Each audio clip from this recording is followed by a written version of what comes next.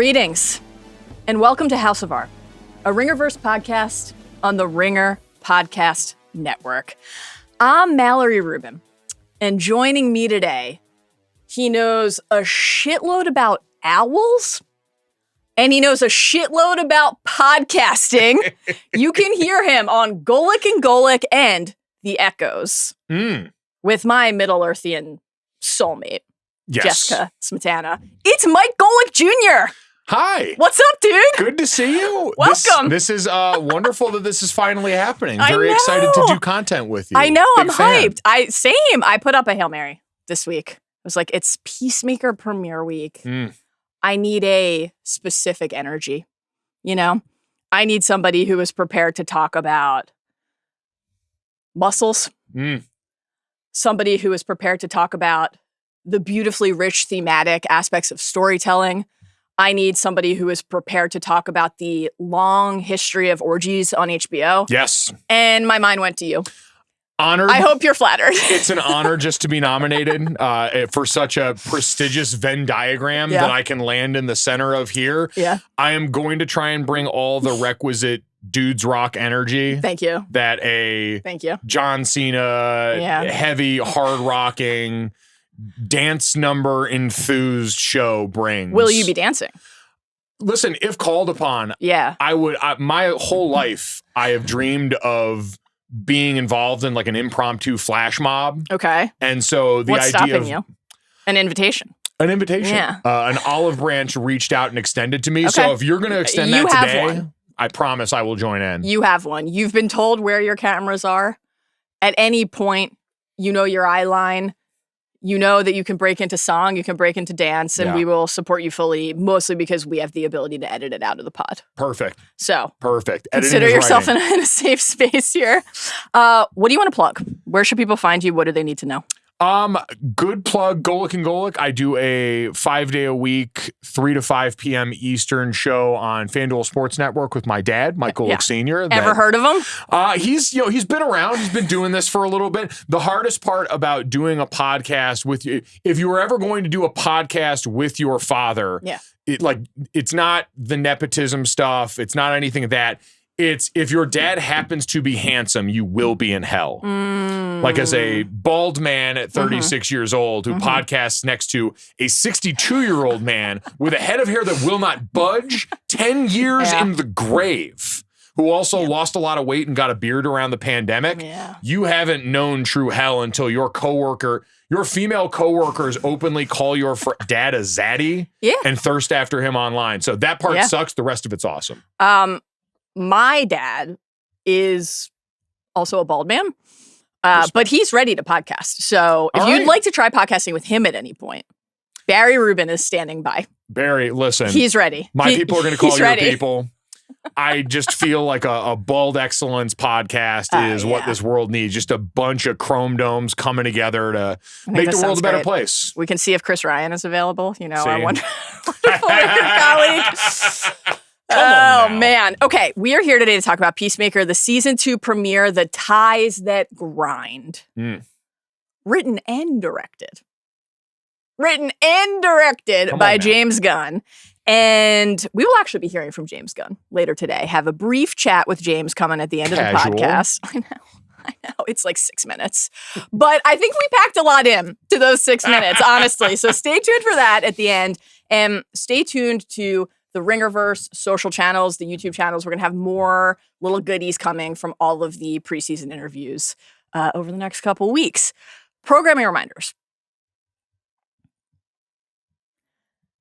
Joanna's coming back. Let's go. Joanna's coming back, folks. If you happen to be in Los Angeles on Sunday, Joanna and I will be reunited in person together. We're presenting a film at the American Cinematheque, friend of the fest. Sure. We're introducing Mad Max Fury Road. Holy shit. I know. What's it like to ball so hard? That's awesome. I'll let you know, man. Right. I'll let you know. Casual. It's an anniversary year for that film. That film is beloved. Get to be with Joe to do that in person. It's going to be great. So swing by if you're in LA and you have a chance to come check out that screening. We would love to see you. Next week, we got a full week. Rob Mahoney and I will be covering the next episode of Alien. And at the end of the week, Joe and I will be podcasting on something. Stay tuned to find out what that is. Could be anything. Could be Stranger Things Season 2 Revisited. Could be anything. We'll find out. The spoiler warning for today. Obviously, everything that happened in the Season 2 premiere of Peacemaker will come up today.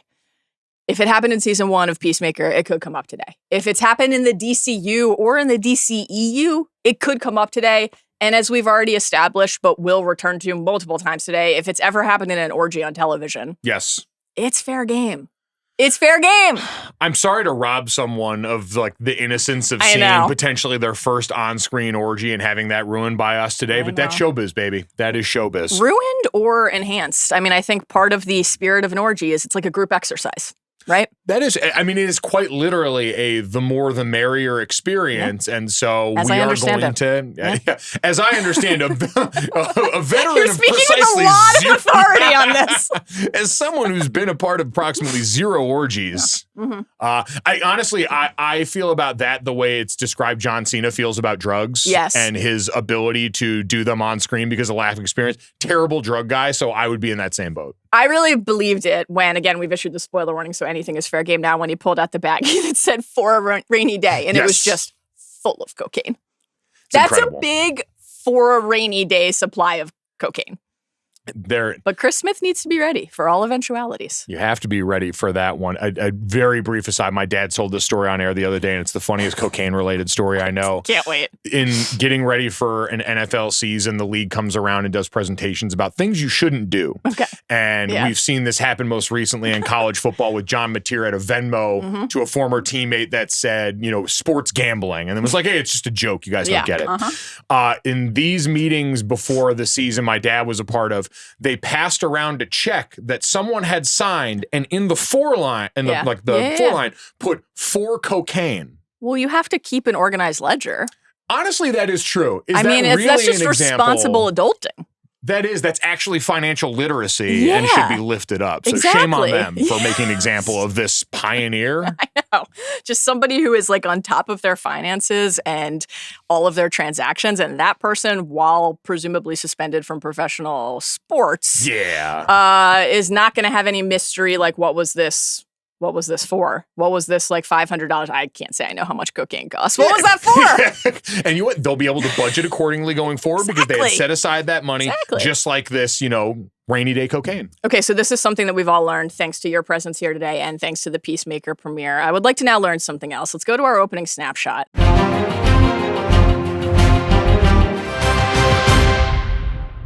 Orient us here a little bit. Tell us about your relationship to Peacemaker as a show, to James Gunn as a creator, and to Superman from this summer, the dawn of the new DCU era, just where we are right now with this show, this moment in the Gunverse, and all that has like come before and now been recontextualized and recanonized, which we'll get to. Yes. And all that awaits. Like, where are you on Peacemaker and the DC hype in general? So for me, Peacemaker season 1 was one I came to later. Didn't watch it in real time when it came out. And then did you watch it 3 days ago when I hit you up and was like, do you want to do this podcast? I definitely watched it again 3 days ago because I can assure you my brain doesn't work great. Alcohol and head trauma are a bad combination. And for 5 years in college, that was my life. So definitely needed the refresher course. Harcourt said something similar in this episode. Honestly,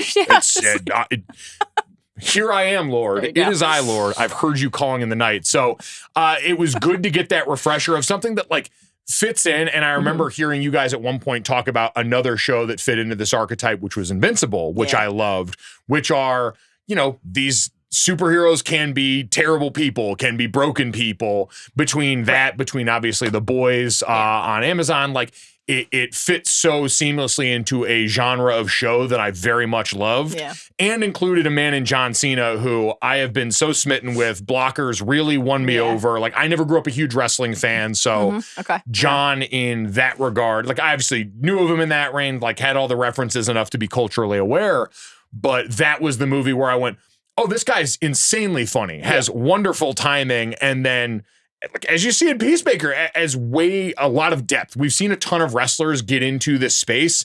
I don't know if any have done it with like that depth and emotion that John brings to it. So that was kind of my relationship with that, as far as like, you know, Gunn, big, you know, Guardians fan, like obviously familiar in all those ways. I think his the comedic injections into this that have always worked really naturally well with a lot of the protagonists he's worked with. Awesome stuff there. I will admit to you fully and frankly, still haven't seen Superman yet. So yeah, which, and I understand like all of the connective points in this, obviously, in getting ready for this podcast, I've heard about all the areas there. I'm the one guy that's missed out on that. God. Big 12 football fans this season calling it on TNT. That's because I've been grinding for you. I've been grinding for you all summer. Yeah, I'm hearing a lot of excuses. It is a lot of excuses. There's really no reason. Yeah, it's a 2-hour movie. And everyone I've talked to says it's so wonderful. Do you want to pause the podcast? There's a movie theater pretty close to here. You can go see it, come back in a few hours, and we can resume. Field trip? Yeah.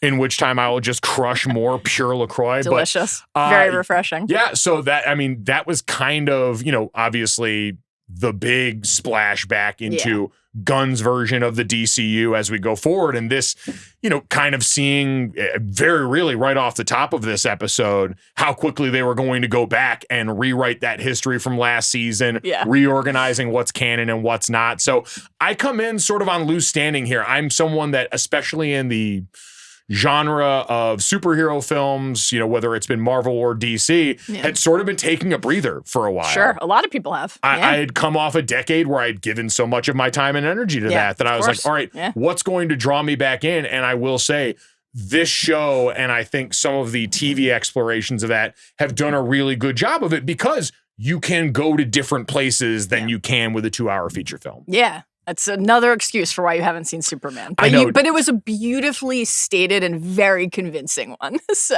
I bullshit with conviction is another learned That's trait. That's a skill, man. It is. It's a gift, dare I say. Thank God people are willing to pay me to do it, or else it really wouldn't work too many other places. I'd have to go into the life of being a con man.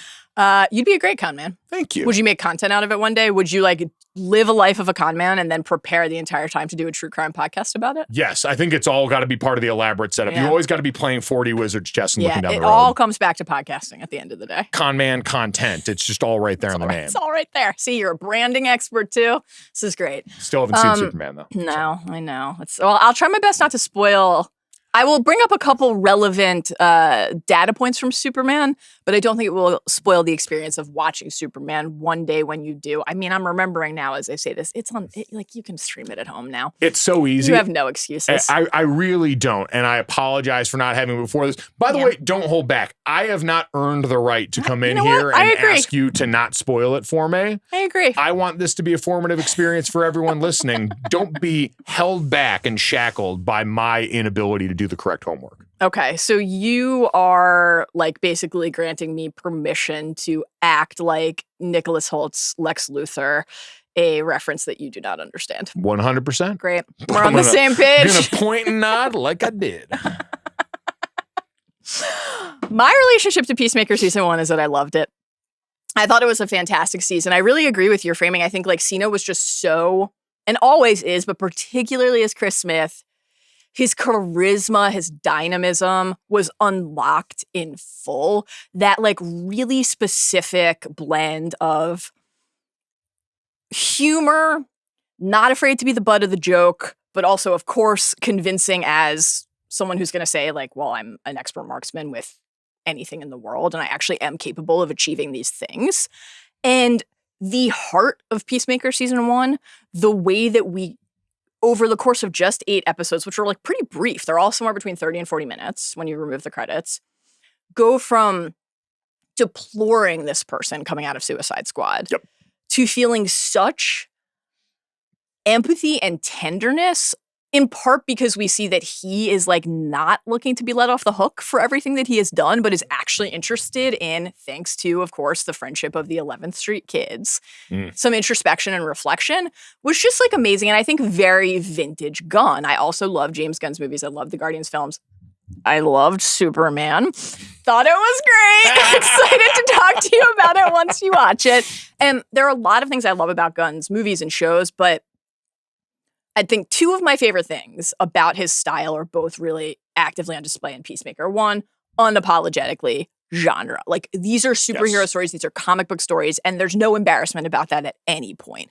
Let's dial up the color. Let's dial up how goofy the costumes look. Let's lean into the thing that people love about it. To me, that's a warm bath. That's just the best. And then the 3 things, the blend of heart and humor, like maybe best exemplified by Rocket. Yes. And then the ability to like mine some deep emotional truth while people are ultimately dicking around and like talking about birds. I just like, it's just like, you could try to explain season 1 of Peacemaker to somebody who hadn't seen it, and you would, I think, have a difficult time because a lot of it, at least if I were the one in charge of explaining Peacemaker season 1 to somebody, would be about an eagle hugging a man and why that was one of the most meaningful experiences of my life as a television viewer. Honestly, though, that is the perfect encapsulation of what that show is, because at every point, I thought one of the funniest beats of season 1 is as John is going through, and I've said as John Cena is going through, as Peacemaker is going through, and being sent on all these missions that he has no idea about, and hearing all these code words that get thrown around, and you hear Project Butterfly. Yeah. And it's really butterflies. And you hear about the cow, and it's really this giant alien that they're milking. Yeah. And we hear about, in the midst of all of that, Dyebeard really dyed his beard, but then we all wept as we listened to him explain how painful the nickname was and why. Gutting. Crushing. I like sat there with just like the single like me and Peacemaker both had like the single tear coming down our face of this man just opening up and bearing his soul in the hopes that a butterfly wasn't going to fly down his throat immediately after. Like watching him have to do that math, I thought was some of the best acting. It's riveting. Like, I've got to go and divulge this. But I thought in the midst of all that, like, yes, a man hugging an eagle as Adebayo did not believe that of all things in the midst of this, and then got to watch it like the rest of us did, like Peacemaker did through the season, was just beautiful. I kind of want to stop the pod while you go watch Superman. I'm just going to rewatch Eagly's hug highlights from season 1. It's magic. It's so gentle. And Eagle was never high on the list of things I wanted as a pet. Until now. Until now, I always thought like animal I could get a hug from had to be something in the bear family. Because as a big guy, you always miss out on the experience of being the little spoon. Okay. And to be held like that would be wonderful by someone even larger than me. And in that case, I think of like a grizzly bear, a polar bear. Yeah. Eagle's on the table now. Okay. Wingspan you crazy. Are giving strong. Yes. Tormund Giantsbane energy with the bear comments here. He never fucked a bear. No. Despite him trying to convince everybody that he did. But I think he would understand what you're saying you seek here and that you long for. To be seen is to be loved, so I appreciate that.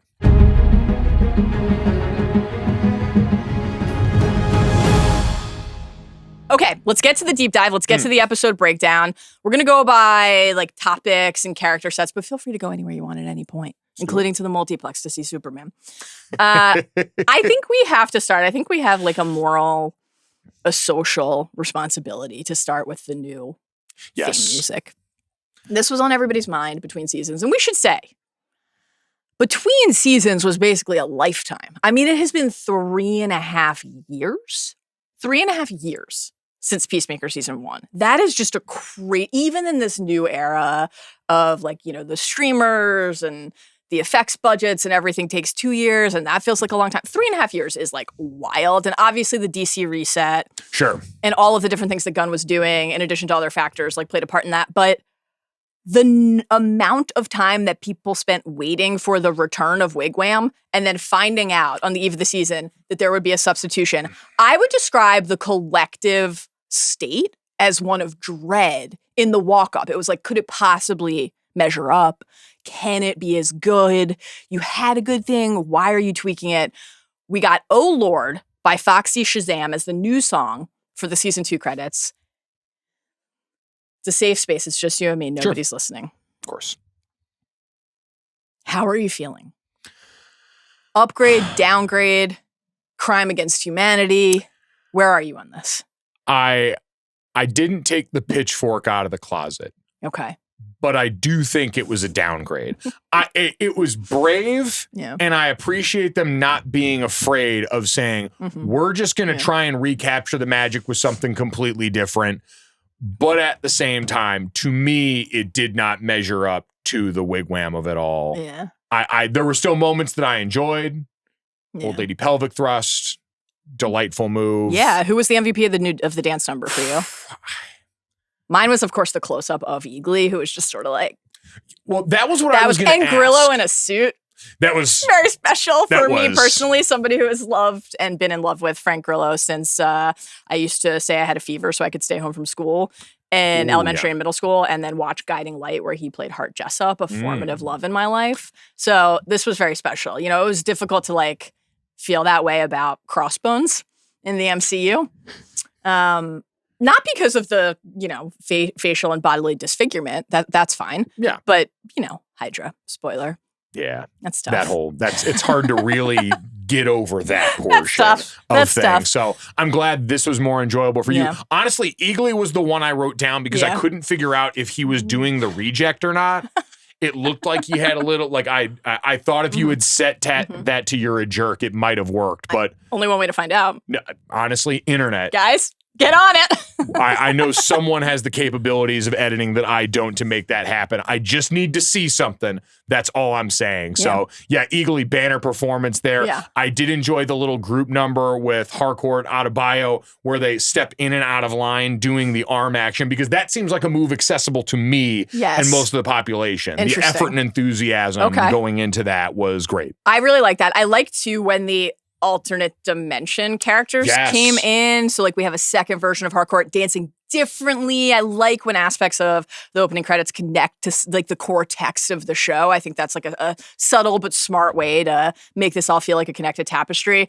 Robert Patrick, who's been acting for decades and decades and decades, being like, yes, I will fully dress in my costume and then dramatically remove my dragon helmet and look into the camera, was just incredible. That was magical. I really liked that. My feeling on the song is like, okay, it reminds me a little bit. I think this is a more intense and more high stakes version of this, because the season 1 song and opening credits really were genuinely like a sensation, right? It reminds me a little bit of when House of the Dragon came out, and everyone was like, what will they do? Will it be the same song? Will it be the same visuals for the opening credit? And it was a yes and no. Right. They kept the song but changed the visuals, which ultimately just invited the comparison even more, which was clearly a mistake, like undeniably a mistake. The other thing that this made me think of, because I've watched the episode a couple times. The first time I was like, we've made a grave error. Like, we have erred, and it's important to be able to admit that and say it. But I think just because it felt wrong, frankly, in a way where it's like in a season that's clearly going to be about alternate dimensions and like confronting a version of your life that's just 1 degree removed from what you recognize. Like, I thought it was kind of like meta in a way I liked. When I went back to, now I'm like, okay, I'm vibing with it. You look at the lyrics, like they feel very attuned to what Peacemaker's story is going to be this season. Just close your eyes, boy, and dream of home. There will always be a war somewhere to fight. I'm like, okay, I get it. I'm starting to get it. Okay. And so here's where I landed. This is what it reminds me of. It reminds me of us for years as a viewing public saying out loud, Baby Yoda. And then we heard the name Grogu for the first time and we were all like, oh, fuck you. Yeah. No. Yeah. And now I'm just like, he's my sweet baby Grogu, and I can't imagine calling him anything else. Like, now to call him Baby Yoda would feel weird. So I landed in like, I think we just need time to adjust and accept. Well, and I think that we'll see. That does go back to the gap that we had in between. Like, 3.5 years to think about Wigwam. It has been ours for 3.5 years, just sitting around and kind of like I do with the do you have any kids? Yes, I have one daughter sounder on TikTok now. Just randomly having it come into my brain and always being happy when it shows up. So I think you're right. And the experience of watching it, because I'm with you, like I went back and watched the beginning of that and everything again this morning, and the experience of watching it after you've seen the episode, and like when the alternate crew comes out and you see Keith in his costume now next to everyone, you're like, oh, okay, there's a bunch of stuff in here that feels a little bit more thoughtful. Like it was very thoughtful, to your point, in a lot of ways. So I can appreciate the effort that it took and the bravery again to go back and try and recreate something that was such a like, stop me in my tracks. Oh, I will not ever take the option to skip through this. Thank you very much, HBO Sometimes Max. when we're brave, we achieve incredible things. And sometimes when we're brave, our hubris leads us to devastation. The jury's still out.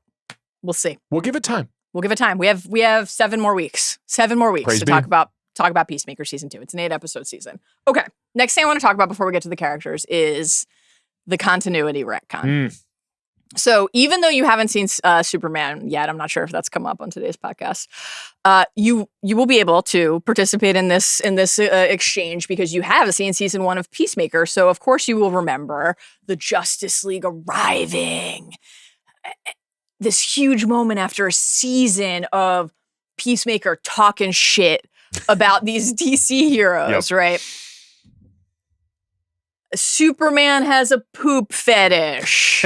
Aquaman fucks fish. Batman's a pussy. Like all of that building up toward there they are, the silhouettes of the Justice League in the sky. Okay. You normally watch a previously on and it's just like, it's like perfunctory, right? Yes. Like maybe you're like refreshing a little bit, but mostly you're just like, or this is how I view them, kind of curious to see what they're choosing to show us, like what strands feel like they're most important. I am sure there are other examples of somebody somewhere using a previously on to actually like tweak something and set us in a new direction. I cannot think of anything quite like this though, where the previously on for season 2 of Peacemaker was used to retcon the canon, to retcon the continuity and take the show from the DCEU and put it in the DCU. We got even just the words flashing previously in the DCU. It's like, it wasn't previously in the DCU. And I just kind of love this. Like, I just think that James Gunn saying, I'm the overlord and I can make my personal thing canon if I want, is honestly like a great flex. And the fact that he's not just doing it with season, there's a bug. Guard your orifices. Is it a butterfly? What if it's a butterfly? What if it flies into our mouths and takes over our brains? Honestly, that would be incredible planning on your part if you brought me all the way here just to have me taken over by one of the butterflies. I regret to tell you that we don't have any like golden amber liquid for you to drink once you become a butterfly. All right. Just please God, mouth. I really don't want to do the butthole version of the diagram. I would really rather not. The butthole diagram was so good. That was just an orifice. That was a great scene. I loved it. He's doing it with Suicide Squad too. He's doing it with like the fact that Rick Flag Sr. is, and we'll get to this more in a minute, is like, yeah. We hear Economos and Adebayo talk about this. Economos confirms that he's like, yeah, he knows that Peacemaker killed his son. And he's obsessed. Basically, he wants Peacemaker surveilled 24/7 so that he can catch him fucking up once and like get vengeance. That all happened in Suicide Squad. So that, just acknowledging it, these characters in this show saying that out loud makes that DCU canon. Which is just like kind of amazing. And dubbing an Adebayo line from the end of season 1. Yes. To have her outright say, maybe you could call in the Justice Gang. The Justice Gang introduced in Superman.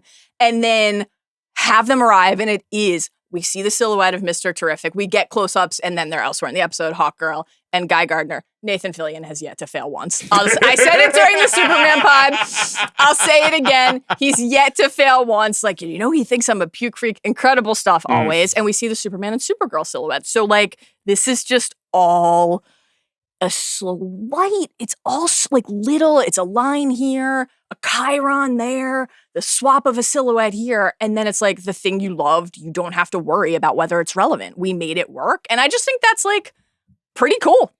It was, look at me, I'm the captain now. Totally. In the form of the flashback here, like getting the, oh yeah, I puked on Green Lantern, riding the green magic carpet. He's kind of like, it was one more, like you said, like going through that, paying attention, because what you choose to put in front of us, to me, I was always setting the table. Yeah. But then it's like, usually I always like get into the lull of like, oh, that's the kind of like, where if I need to check one more thing on my phone or send one more text message, and then all of a sudden I heard that and I was like, oh, wait a minute. Yeah, you got to lock in. We're doing something here. Every single thing is like deliberate. It's a deliberate choice to position us in some way as the viewer. Fascinating. Yeah. But to like see that where someone goes back and completely hijacks that and says, nope, just doing something different now was immediately put you on your heels going into this episode in a way that was good. Yeah. Yeah. I agree. I thought that was really fun. And like, I'm sure there will be some people who are like, okay, like, is James Gunn going to try to preserve anything from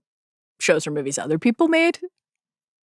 The answer's no. Yeah. And you know what? Good to be the boss, I guess. Honestly, that's what when you're the guy in the chair with the pen, you get to make those decisions. And there's a reason you're here.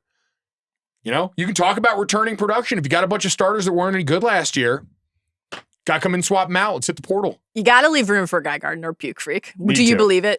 What do you think? Is this slander or is this just like cold hard facts? No, I feel like that's got to be a fact. He gives off Puke Freak energy. I agree. Yeah. I can't wait for you to see Superman and spend more time with him. There's a lot of commentary about his haircut in that film and the number of women who he claims signed off on it and think it's great. Oh, so, interesting. All right. Really wonderful stuff. All right, let's talk about some of the characters. We are going to hit A.R.G.U.S, the 11th Street Kids, and then Chris Smith, the titular Peacemaker. A.R.G.U.S, we're going to keep it pretty quick because these characters didn't get a ton of time in the premiere. Sure. Rick Flag Sr., the aforementioned Frank Grillo, and Sacha Bordeaux. Yes. New to the show. Rick Flag Sr. has kind of like been all over Gunn's DC productions. He, of course, is in Creature Commandos. He was in Superman. It seems clear he's going to be in a lot of stuff moving forward. Sacha is like new to our screens. Obviously, that's a comics character who people are familiar with.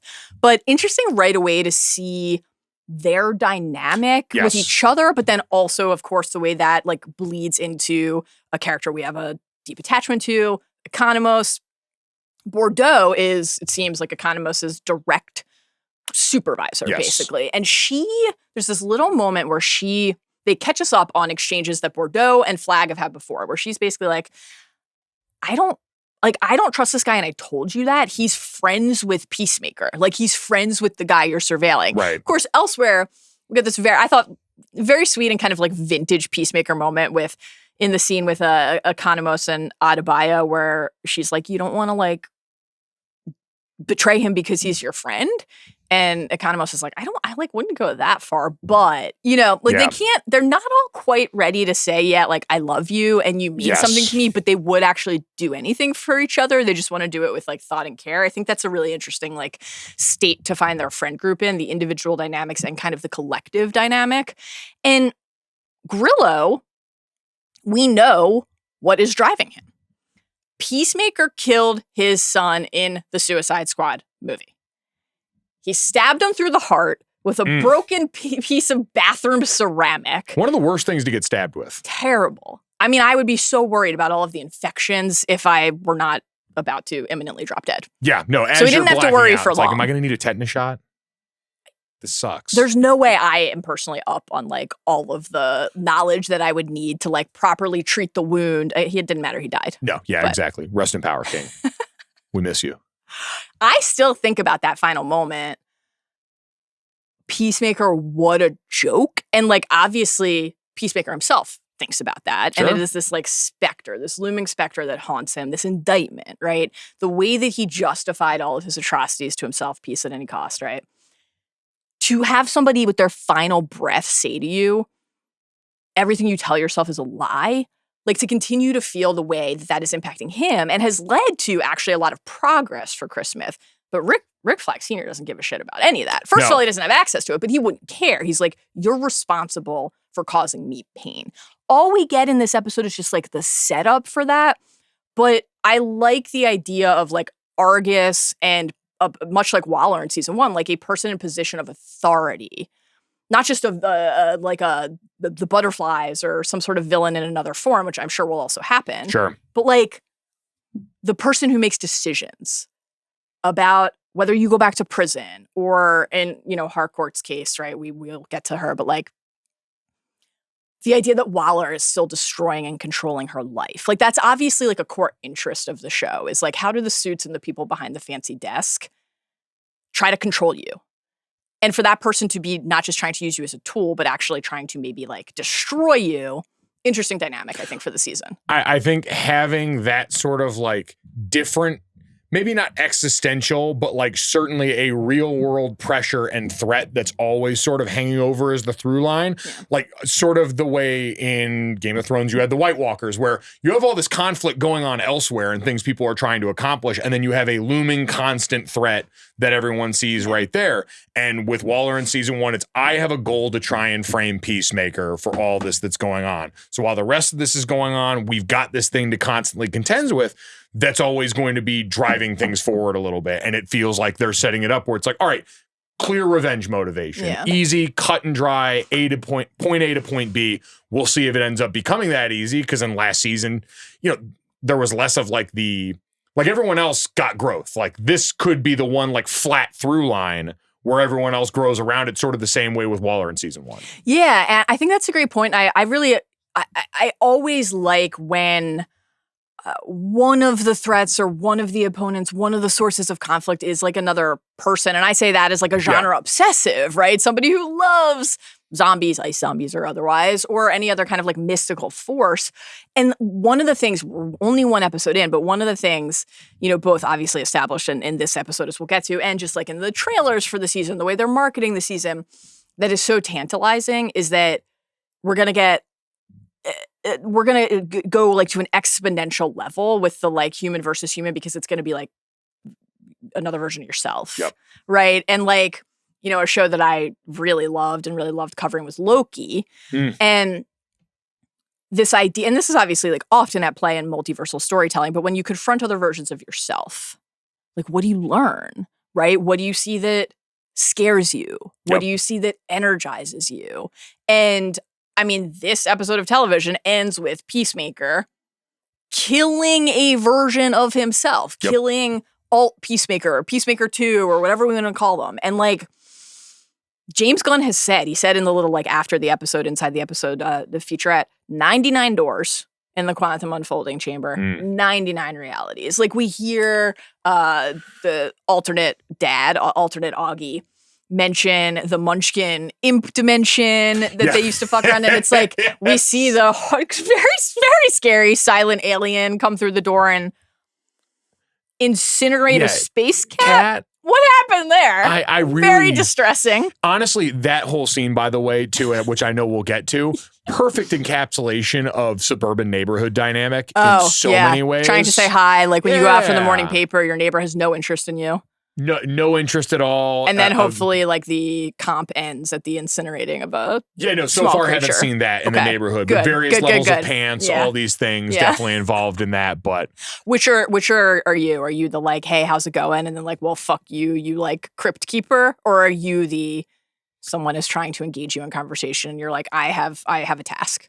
I am trying to be the former after having been the latter. Where I lived in Connecticut, I would avoid my neighbors at all costs because I didn't have time for this. And now I'm trying to be waves at everybody. So trying to be a peacemaker in a world where I was the freak alien burning his cat. Never burned a cat, to be clear. It's an important Space thing cat to say. Or otherwise. Important thing to say and make sure is abundantly clear to anybody who's consuming this. Absolutely. But no, I think you're right about the multiverse thing originally like can sometimes scare me because we're obviously doing that across genres and in a bunch of different shows and series. And the one I always go back to and the one that I hope this has a chance of most closely animating, because what you talked about, like confronting the other versions of yourself, was my favorite part of the Spider-Verse series. Like I think that is such a beautiful franchise. I mean, high bar. Incredibly high bar. I mean, put it up there with the best, but it made the multiverse a feature to explore what's inside every character without making it the entire show's personality. And I think this show has a very good chance to do that just because the foundation we have is always going to be in this band of misfits in the middle of self-exploration journey that is ultimately the heart of the show. The band of misfits, the fact that that's obviously was like core Guardians text, it's core Peacemaker text with the 11th Street kids, like these people who don't belong and don't feel like anybody else understands them or wants to give them a chance, and then they can find that with each other.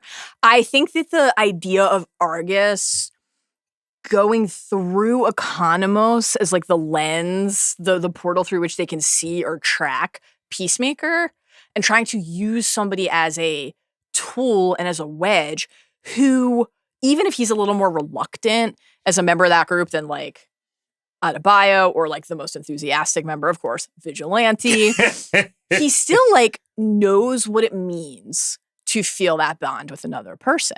And so like Rick Flag saying, go find out what's happening in there, what that is. Obviously, one of the things that Bordeaux and Flag, like an exchange they have in this episode, is like send someone else to watch Economos because I don't trust him, and Economos is worried that they don't trust him or that it's a test. So he goes to Adebayo. Like that's a pretty tangled web for one episode of TV, but it's really working for me so far because it is rooted in each individual person's sense of loyalty. Is it loyalty to your dead son, who you feel you have to avenge? Yep. Is it loyalty to the mission of the job? Is it loyalty to split loyalty? On the one hand, I have like a job I don't want to lose. And then on the other hand, I have these people who like actually like some of them were dicks and made rude jokes about my beard. And then some of them like made me feel like I had friends for the first time in my life. And like, I mean, we can go right into the 11th Street Kids from this and will go a little out of order. Like we'll hit Economos just because we're talking about him already. I loved when they sent him to find out what the blip was, what the anomalous event was. And he's explaining that there's an orgy, and Flag's like, why do you have to like always be such an asshole? And Economos says, probably because I have some major chemical imbalance. Like, that was just like incredible. Great Economos moment and just very emblematic of the humor of the show. I loved it. No, He's great. It is. He is wonderful and such a reluctant part of everything he's ever been involved in. Like, no one's desire to be left the fuck alone surpasses Economos in terms of just wanting to sit and be able to do a minimally invasive portion of this job and go largely unnoticed for fear of someone recognizing and realizing that he has in fact dyed his beard. I love that we find him in that surveillance van still, because that's of course in a different context, but like that's where he was in season 1. And then the idea of being like the one person who's left in that space when everybody else goes out into the field to like try to fight the butterflies or like fight Judo Master. And then like, who's the one who actually knocks Judo Master down? It's Economos. And he was like so proud, right? And then of course, like, doesn't tie him up properly, lets him escape, etc. Like the Economos experience, like he's kind of saying, I don't want to do it. I don't need to do it. When they kind of put him into the field in the finale, he's got to put the uniform on. You were already talking about this. Like that was such an incredible stretch because you see, you know, the multitudes, and like he's like one of the more relatable characters for a number of reasons, right? Like he's found himself in this heightened, extraordinary circumstance, and he doesn't necessarily want to be on the front lines, but like sometimes you're called upon to do that. That reluctance is always just so interesting to watch because the people who are like, I'm the best, I'm going to do the best job, like put me on the front line. We have a lot of those in this show too. Actually, almost everybody else is like that. Well, but everyone's relationship and journey to that is different. And I think that's the funny part about Economos is he's kind of held steady and like, I don't actually want to be here when I step up and do it. Like that was Adebayo's transformation is she realized, and now going into this season, I do badass shit. She can't handle me for that. When in season 1, she wasn't sure. She was constantly trying to pull out of all this. She went one direction where now she's all in to the detriment of the relationships in her lives. Right. And for, you know, on the other side of that, he's still sitting there kind of wanting to occupy the same space he always has. Right. I think the Adebayo journey and arc has been one of the more like compelling to watch because it's like you think back now, we look at where we find her in the season 2 premiere and like when she says to Peacemaker, even just the fact that she's picking him up, you're like, okay, I'm relieved. Like they're buddies again. They're back. Like they worked through their shit. They're talking about, he's asking about her relationship. Like she's asking what's, you know, like, it's so weird to see you come out of your father's house. Like yes, about hardcore. Does she mention me? Like they are helping to guide each other forward, but they're also comfortable being vulnerable with each other. And when she said in that car to him, I'm about hardcore shit now. That's what I do. Great stuff. You know, the business card, reliable, stylish, deadly for her security consulting company. There's this confidence that as Adebayo fans, we're like so thrilled to see because we wanted her to believe in herself more in season 1. But then, like, I love the way we now think back to what we watched in season 1. And it's like, how much of it was, I don't know if I like this. I don't know if it's what I want. I don't know if I'm good at it. I don't know if I'm ready for it. How much of it was, my mom is like making me do a thing that I don't think is right or that I was fine with, and then suddenly find that I am in a position of like authentic, organic, moral quandary over because I have developed affection for people who I was basically tasked to like work. I mean, that's all amazing. So the fact that like she made the choice that she made at the end of season 1 and has as many other characters remark in the episode, kind of fucked as a result. Economist being like, she's like, I'm not fucked. And he's like, you're living in the worst level of Grand Theft Auto was incredible. One of the best lines in the entire episode. Perfectly delivered. Great line. Very funny. And she's just like, she has this like charm and this good-natured. Oh, you got it. I did. You got it. Boom. Wow. Post that. Clip that with the Superman stuff. That was amazing. I feel pretty cool. Look at that. The reflexes and agility of a top tier athlete. Still got it. Not Still me. got I was like, but you got it. You set it up. You like loosened the jar and then I just popped it open. By like flailing at it with such chaotic energy that it felt compelled to move away from me toward you. Exactly. Yeah. You blew it over here and I just bumped that spike. What a great team we are already. Much like Adebayo and Economos, he's like, I know that we need to tell Chris, but I don't want to do it. Will you do it? And she's like, Athlete's Foot is still in business? That was also great.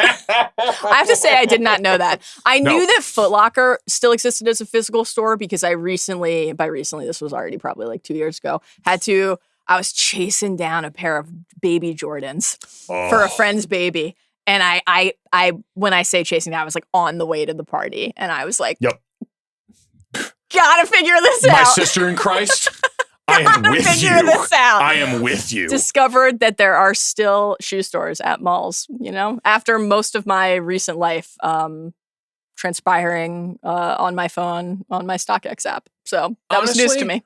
Reassuring a little bit. Like every time I go like drive by somewhere where there's a Kith store and I see a line out in the streets, I'm like, you know, obviously like you don't want this to go the other way where people are fighting and there's violence over it. But I'm like, you know, it's kind of good. Like I'm glad we're still doing that. Speaking of people fighting and violence, let's talk about Harcourt. Hell yeah. Just astonishing stuff start to finish from Harcourt in this episode. Oh, the psychiatrist scene is just beautifully all time at her core. Okay. So I thought that scene was amazing. The humor of like, because you're kind of like, all right, it's probably going to be a Harcourt scene. You know it's going to be a Harcourt scene, but even so, just the like focus on this dude we don't know saying toxic masculinity, and then the pan, and she's like, I have a vagina? It's like, I figured. Just an incredible reintroduction back to that character. I thought, again, that's a scene that really captures the variance of the Peacemaker experience, where like there are a lot of jokes. There's a really kind of like harsh, deliberately like harsh quality to it. And then it cracks open. That shell cracks open for a second and you see the vulnerability beneath it. And Harcourt standing up and saying like, I've given my life. I've given my entire life to serving this country in all of the ways that people asked of me. And now what? Everybody has abandoned me in turn? And like, what am I supposed to do with myself then? Felt very seen on the, you really got to assess your work-life balance front. Who do you think has more of a tough time with work-life balance, Harcourt or us? What do you think?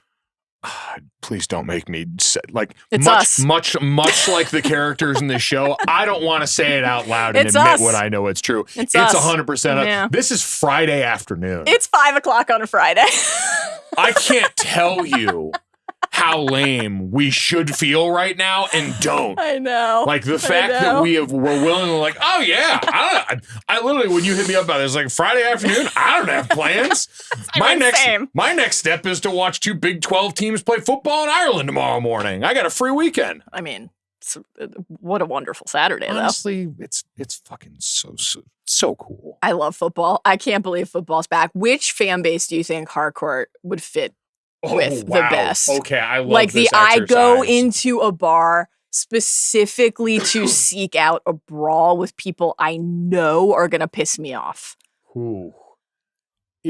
I wonder if I'm trying to figure out which side of the Texas A&M horns down this is. This was where I went too. Oh, wow. Because it has to be the absolute certainty baked in of like, there's only one place this goes. Right. Like that's the starting point, right? Yes. There has to be a deep and abiding disgust for the person in the other bar stool or on the other side. The other thing I considered was like South Carolina Clemson. Yeah.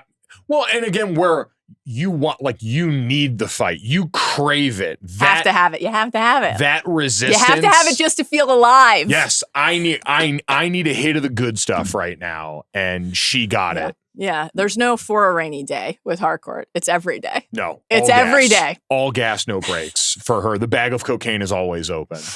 She ripped off some pretty great zingers in this fight. I thought that the ability to ratchet up the savagery that we would be expecting. We see her going, we know what's going to happen. Yep. We watched season 1. We know what she's doing there. But my jaw was on the floor. I was like, that was, you know what I always, like, gives me a little, like, I kind of can't help. A breaking of a forearm. Every time. Every time. I am not a squeamish person by nature. And you can always kind of tell when it's going to come. Like, you see the elbow locked out and you just know. And I always kind of quarter turn away. It's painful to watch. It's painful to watch. I'm worried about Harcourt. Well, I was going to say, because not for nothing, the biggest difference of season 1 to season 2 bar fight scene Harcourt is she gets her ass kicked in this one. Yes. Like in the first season, it is all about establishing, we have this badass. She handles everything herself. Peacemaker's like, that's so hot where she can openly court this chaos, but always control it. And here, much like the rest of her life, it spirals out of control in a way that you still see the sixth sense of, all right, I love contact. Yes. She's a linebacker that wants to meet the fullback in the A-gap. I'm sorry to keep doing the football stuff. It just happens naturally.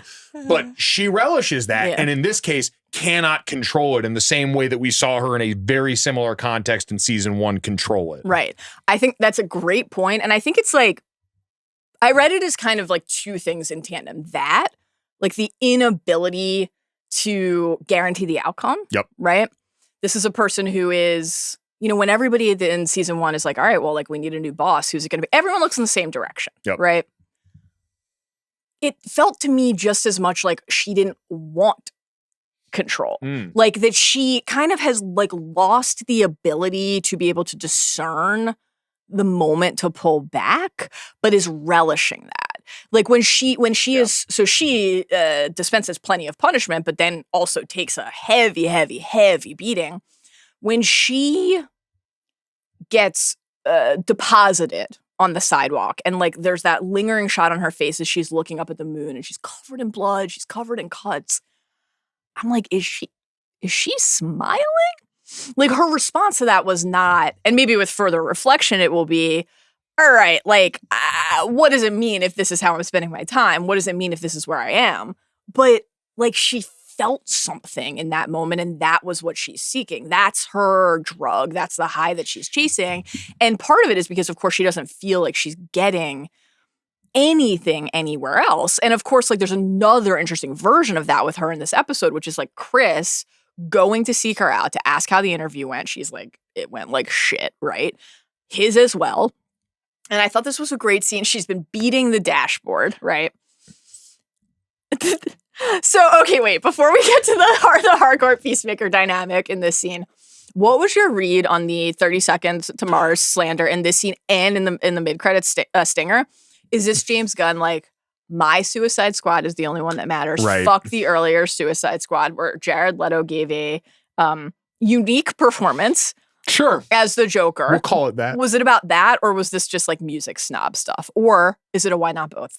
I would say this feels very Por qué no los dos. Like I think because of how very clear and intentional everything else has been, I am going to give the credit to Gunn and say that was absolutely a Leto swipe. I think so. Which I deeply appreciate. Like, that's a level of petty we should all ascribe to. It's just incredible stuff. It's really good. Going back to it. Like the stinger being the scene of them walking up the stairs, still talking about it. Very, very funny. I loved this scene. Chris walks by, the past due notices. Yep. Little things like that. It's like it tells us something about where Harcourt is, right? We know she can't get a job. She's like, oh, it's the fucking entire alphabet of intelligence agencies that have now rejected me. She had previously said, like, Waller is blackbooking me. Like, I know what is happening here. And that, of course, just makes it more frustrating. If it were a mystery, you'd be like, well, let me figure out how to improve my circle. She knows why she can't break through. But from Peacemaker's perspective, it's like he is paying attention, right? Yep. He's interested in this person sexually, obviously romantically, but like he does care. The way that he took the cloth and filled it with ice and like gave it to her for her knuckles. I don't know. There was this just like little but very palpable aspect of real tenderness between them in that scene that I loved. And like when he said to her, you know, if it makes you feel better, like my interview went like shit too. And she's like, this is in a scene where she's about to tell him, yes, I don't remember fucking you. Okay, like fine, I do, but like it was a mistake. She's like, that doesn't make me feel better. Like, I know you wanted that. And that shows us that she might not be ready to say it out loud, but like she cares about him too. She doesn't want him to be sad. Which is amazing because it felt like, I don't know, at the end of season 1, all the progress, like whatever we find out happened on that boat in totality. Because again, we know that happened. We don't know what led up to it, all the circumstances around it. Like, there's something there because there is a little bit more friction than I felt like we left off with in season 1 amidst that tenderness. Like that's the parts that we remember, the hesitance on both sides. And maybe that is, you know, for all the progress they've made, that's still an extra leap into actually becoming romantic, especially for Peacemaker, who we find out later will always revert back to his very specific relationship with physical intimacy. Yeah. But yeah, no, it was very sweet. And I think for both of them, like Harcourt being a raging badass, I mean, Peacemaker obviously being this hulking giant, to see moments of tenderness like that, just the like the visual of it to me is always very striking and very pretty. Yeah, I love that part of his character. Like we get a fun moment in this episode with the orgy where Soul, when Economos is relaying what he's seen, and Soul's like, well, you know, like Chris Smith, like famous free spirit. And then even the way you see him in that orgy and like behaving and who he's open to, it's like, yeah, like kind of pretty progressive guy. Well, I mean, it goes back to when he gets rejected earlier by the Justice Gang, and he's like, they told me that like it was sucking dick, and it's like that's a compliment. Like, that's a compliment. That was like so this is a man who like plays by his own set of rules. He's very open-minded. That was so good. What do you think about the fact that they finally hooked up off screen? Because this is obviously like an anticipated thing among Peacemaker fans. So I honestly was kind of like astonished by this, like to not to learn that it had happened, but for us not to see it. All I can land on is like, okay, because, and we'll get to obviously everything in the alternate dimension with Peacemaker shortly, but like we learn Keith mentions the X, and then Peacemaker makes his way to Alt Peacemaker's room and sees the photo of Harcourt. Like Harcourt is the X. So in that other universe, they're together. All I can land on for why we didn't see them hook up and we're just told that they did is so that we can then build toward like the comparative frame of reference for what it's like to him to be with both of them. Like instead of us already knowing what it's like for them to be together, we then see him. I have not watched Beyond, so I don't know if this is coming. Sure. My assumption is like we'll see them interact, other Harcourt and this Peacemaker, and then like we'll work our way back towards seeing him and our Harcourt. I can't really think of another reason why this would have happened off screen. Yeah, well, I guess to me, I think it could feel like the buildup of when in season 1 we finally see when and how he is a part of his brother's death. Like we hear it referenced often. It is a central part of him as a character, the motivation, the relationship between him and Augie.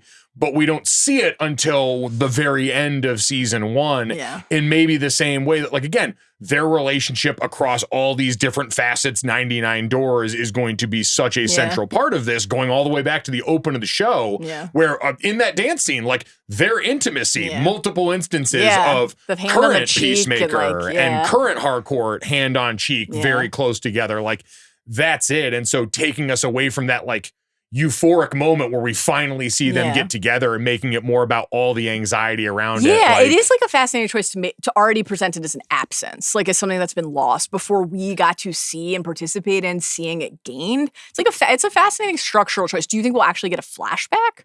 I think we will eventually. Okay, yeah. Honestly, in an episode with an orgy, it only makes sense that there would be some edging that goes on. That's all I got. That's all I got. That's the perfect segue, I think, into talking about Vigilante for a moment. Oh my God. Okay, I have 2 notes on the premiere. Okay. Which I broadly really enjoyed.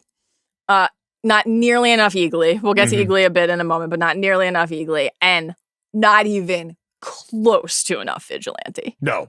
I mean, I guess you could say if you had like willpower and restraint and the mind of a creator, you could say, like, dispense with care. That's not my feeling about it. I would watch 5,000 hours of Vigilante. Happily. The director's cut of, like, Vigilante and Economist just doing the riffs on the phone, which we found we found out phone calls every day still, which like, is... This call about Owlfax was even better than yesterday's call and even better than the day before that and all of the other ones. Like, okay, so Vigilante, this was interesting. We'll talk about his professional circumstances of Fennel Fields in a moment. I have some questions. I have some thoughts. I love that we continued. There's a very organic spark, one-sided, but a spark from Vigilante's perspective toward Economos at the end of season 1. I love that this is continuing and that he is like, you're my guy, and this relationship is a real thing and an important thing.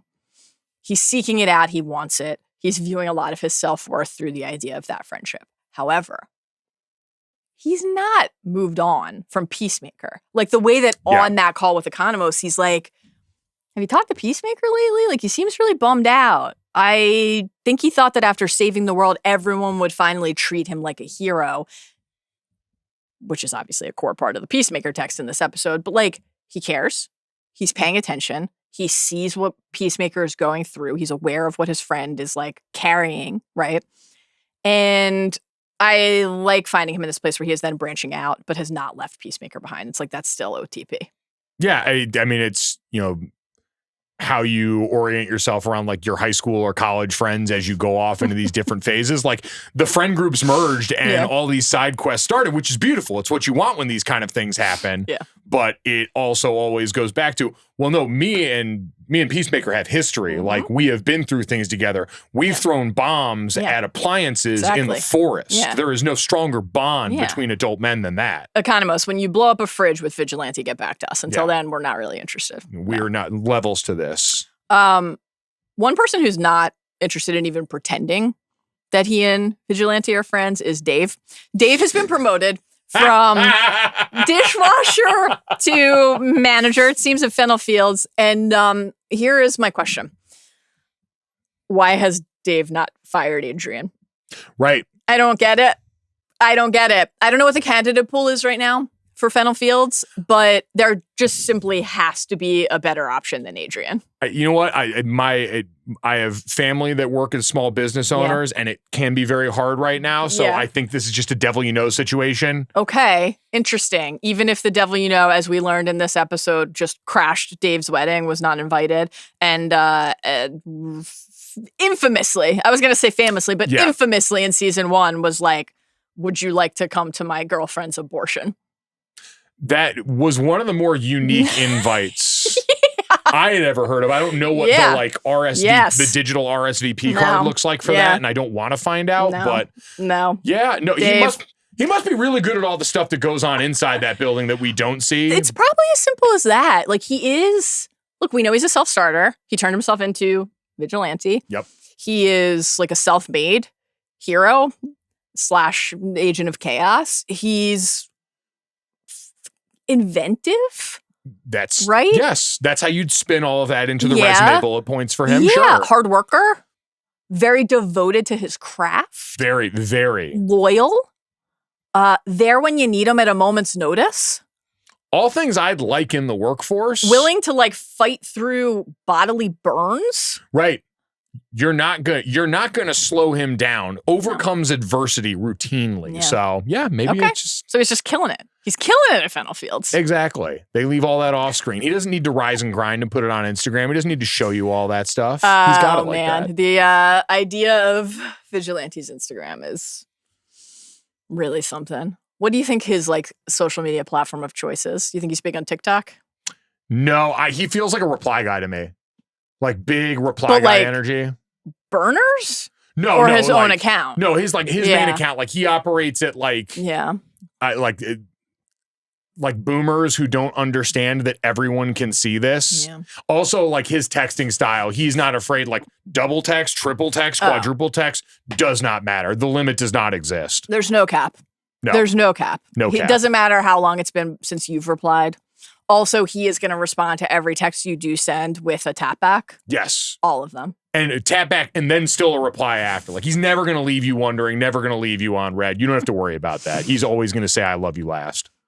I think he's the best. He is wonderful. He's just a great character. It's a great performance. Oh, it's beautiful. All right, let's talk about Peacemaker. I just want to spend just a second here before we get to the alternate dimension. You've seen a version of your life that is distinct from your own of it all. And talk about another difference between seasons, which is that the Peacemaker of season 1. Was he perfect? No. Was he flawed? Yes. However, I would describe him as a great pet dad. Cared about Eagly. Ooh, yeah. Was like, guys, just go crinkle a bag of chips. Was appalled to see the state that his dad had left Eagly in. Wanted the hug. Was distraught when when injury befell him.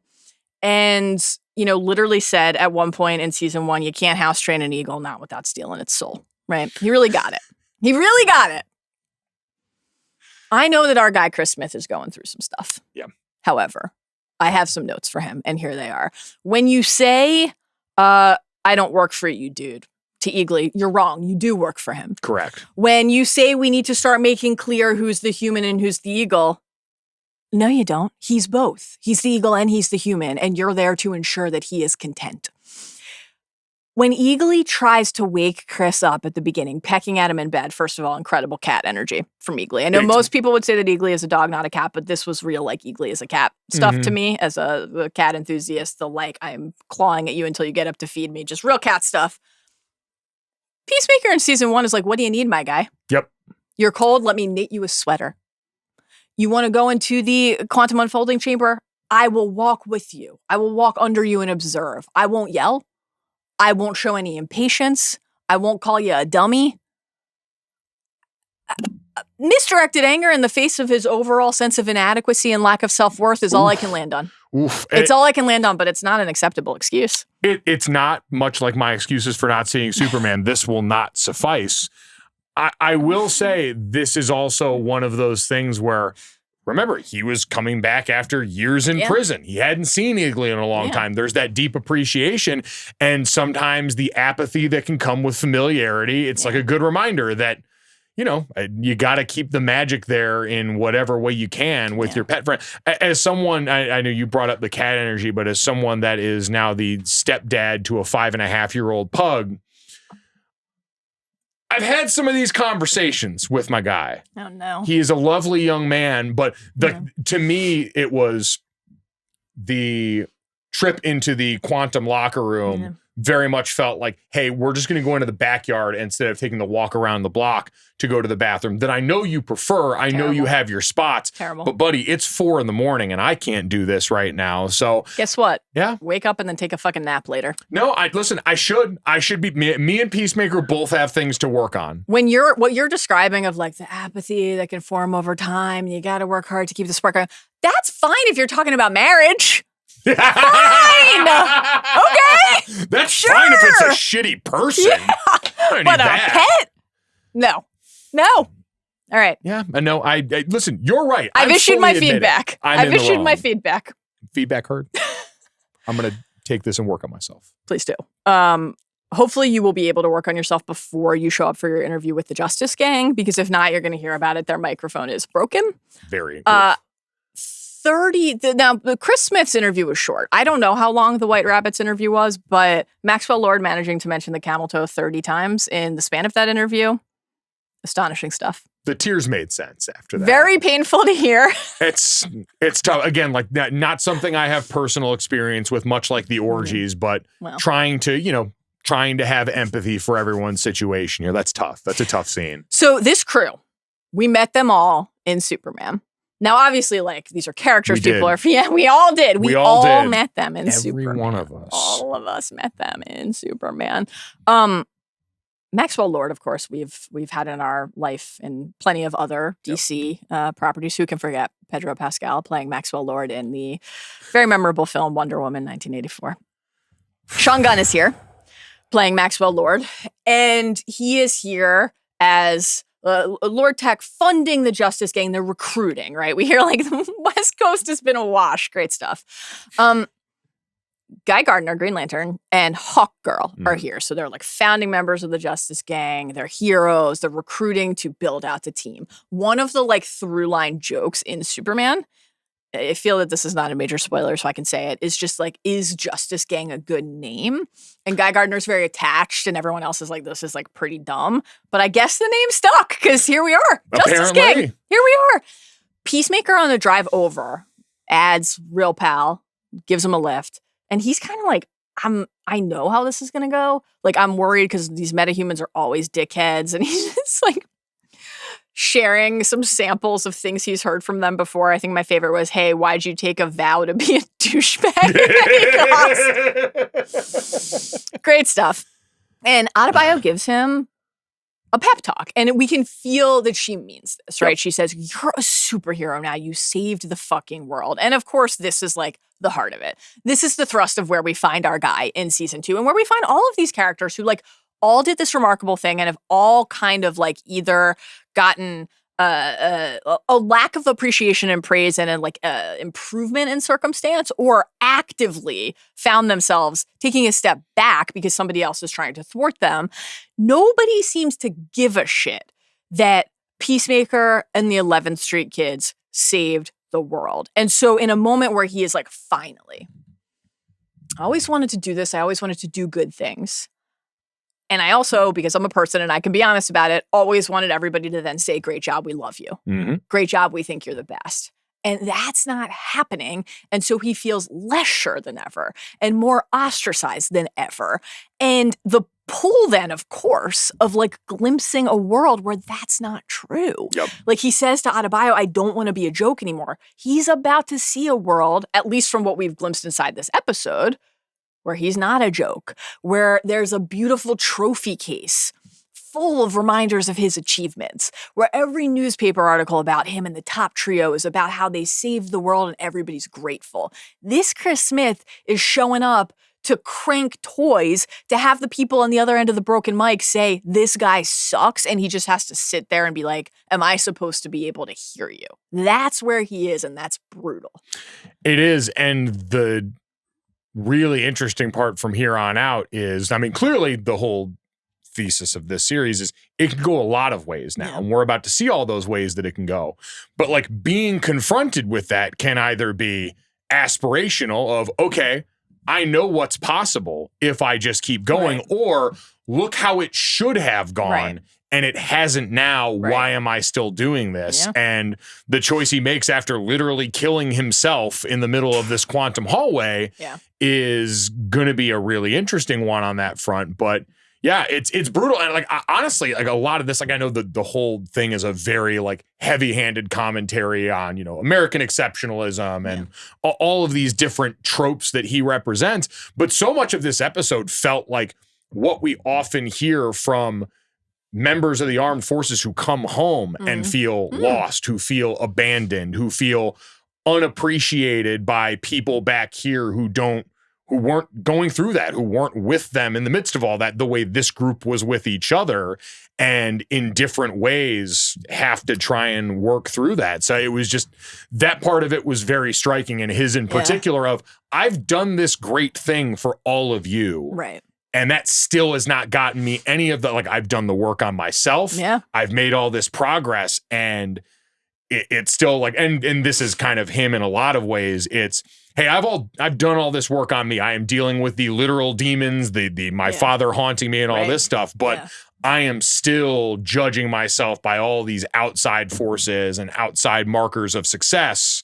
So clearly we see with all of them, there's a lot of work left to be done, but for him especially, who we feel like has probably come the furthest among this group, obviously, still falling short in certain areas. It's a great observation, and I think it's like interesting to think then about what he shares in this scene with people he has no trust in, who are openly mocking him without realizing he can, but like without any care for him, right? And he still, because the introspection has been that sincere, that deep, the desire to improve and be a better person, that earnest, like he says things to them that are really true about trying not only to like find his place in the world, but trying to like assess his own behavior and his own choices and figure out not only his place in the world, but like how he feels about himself, right? Like when he was saying, they basically are like ridiculing him, though everything they say is just like dripping with vitriol. It's withering, like, okay, well, like,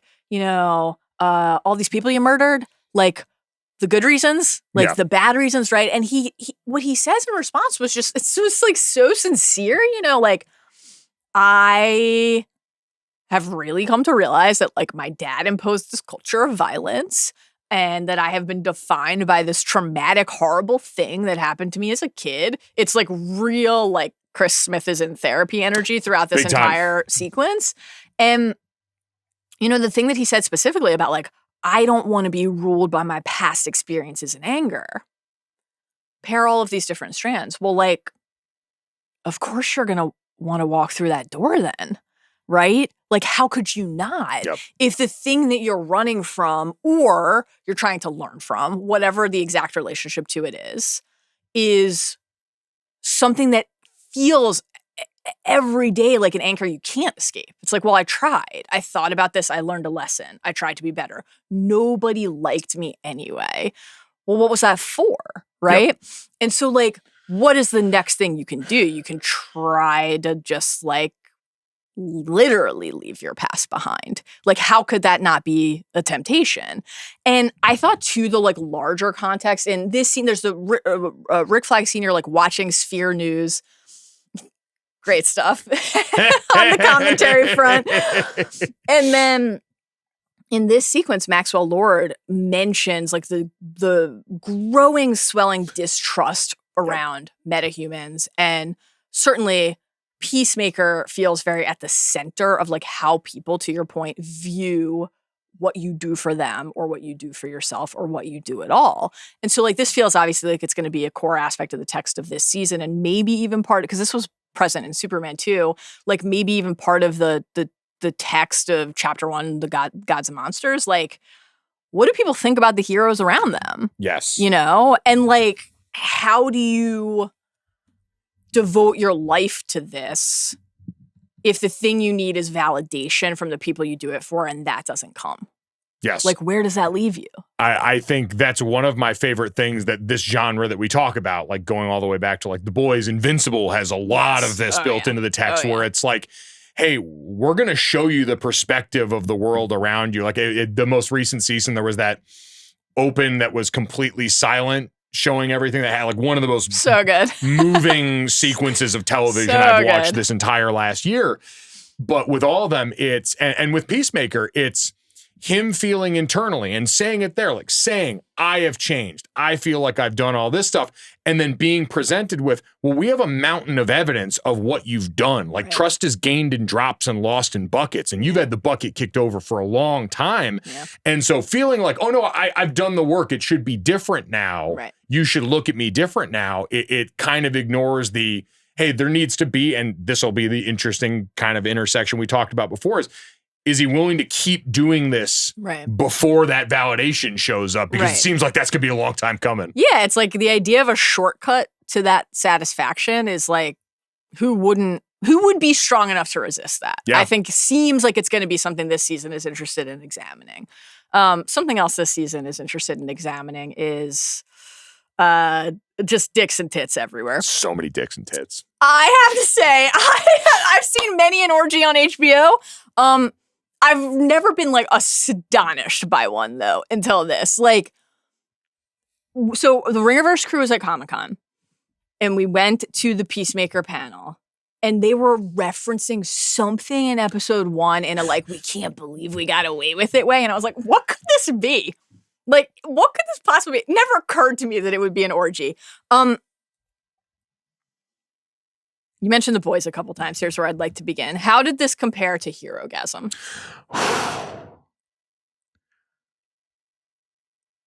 I felt like this one maybe didn't floor me exactly the same way as Hero-gasm. Okay. It was still impressive in its variety and truly like full, like you were going to fully be in all of it, but I would probably still give Hero-gasm the edge in terms of like how it just instantly like blew my mind. Right. So floored you. When you say floored you mean like with a surging rush of jizz when you open the door, just knocks you onto the floor. An impossible amount of jizz. Coated in jizz. All right, here's my hot take. You ready for this? This was better and more shocking than Hero-gasm. Here's why. Interesting. It's all about expectations. Hero-gasm was like, guys, we're doing Hero-gasm this season, and everybody who's read the comics knows, and oh my God, you're going to see things, dicks the size of pythons that you've never seen before. And like, it was fine. I thought it was, this is like I don't know what is wrong with me. This feels like how I talked about Blood and Cheese, where like the entire viewing public and who watches House of the Dragon was so scandalized. And I was like, this was kind of tame compared to the book.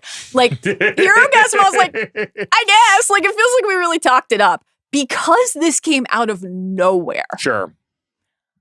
Did we see specific things that were as explicit and as shocking as in Hero-gasm? Maybe not. But the fact that this was just completely out of nowhere and in a DC Comics property, I was just like, my MVP is the guy in the background of multiple shots who was just like feverishly jacking off. Yeah. Really committed to his craft.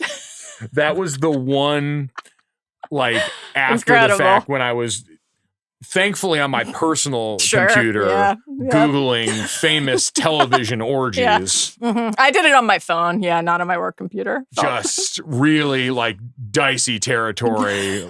Walking through the minefield, but that was the one still I saw was that dude in the background, and just his laser focus, the angles of it all, really committed to the craft. Like just gold star work for that guy. Really amazing stuff. I also liked because most people in this scene are naked. A couple people are in like leopard Speedos. Yep. And I actually feel like that probably was like really challenging when everyone else around you is just completely naked. So shout out to them. This was astonishing stuff. Also incredible was when Peacemaker is making his way to the quantum unfolding chamber. So he goes through the kitchen, and like one dude is sitting there like naked having a sandwich, and then two people are just fucking next to him. Great stuff. Where does this rank for you? Like, does this crack your HBO orgy Mount Rushmore? It's a crowded field. We have seen a lot of orgies on HBO over the years. So all right, let's list the HBO orgies of note. Like, I feel like we're surely gonna miss something. Sure. But like, what just popped into your mind right away because you think about it often, and/or was something that you rediscovered while Googling it, not on your work computer? The Leftovers is a famous one. Yes. Certainly. Leftovers, very high on the list. That's a very notable and famous one. I would throw out, like, there are a couple actually in House of the Dragon, but I would specifically throw out Damon taking Rhaenyra to the bowels of the pleasure den. Yep. Because not only is everybody around them having sex throughout this entire scene, it's heightened by the, like, very throne-specific creep factor of an uncle has taken his niece into this setting. So that's high on the list. True Detective. I was going to say, that's a great one. That was one that instantly came to mind for me. Yeah. There's a True Blood orgy, right? Yeah. That's right. Westworld? Westworld orgy. Yeah. Yeah. It's a crowded field. I feel like there must be something from Rome that I'm forgetting. There are a lot of naked people in Rome all the time. Huh. Yeah. Do you remember the first on-screen orgy you ever saw? What a great question. I don't. It just feels like I never had a life before watching orgies on HBO. It just feels inextricable from the experience of being alive. Mine wasn't on HBO, and it wasn't nearly this graphic for obvious reason. But one of the first times I saw an orgy even hinted at in film was in Zoolander. Oh yeah, sure. It's possible that was mine too. Actually, yeah. That to me is like when I think of that, like I think that's like, a great one. There was soil everywhere, like. That like all of and like again representing a lot of different groups in various stages of clothing from various backgrounds. It was a real United Nations orgy, as they all should be. As they should be. We want everyone to feel welcome. Yeah. Listen, I did ask James Gunn an orgy related question, so stay tuned. I felt a journalistic responsibility. Stay tuned. Honestly, a valuable public service you have done on all of our behalf. Thank you for your courage. Thank you. I also asked multiple members of the cast about the orgy. We'll see when those snippets air at some point. So I just couldn't. I had like 7 minutes with everyone, and I was like, this feels like the most important thing. I mean, I have a feeling they wanted to talk. Like, who is a part of that episode not going to want to talk about the orgy? I mean, I think everybody is very proud, and they should be. There also aren't a lot of settings where you get to say orgy or bring up an like it just doesn't happen very often. It's pretty much like prestige television and podcasting about prestige television. Yeah, that's kind of it. It is. It's a limited lane. It's possible that people who are not like Friday at 6 p.m. sounds like a great time to do a pod would have a different answer.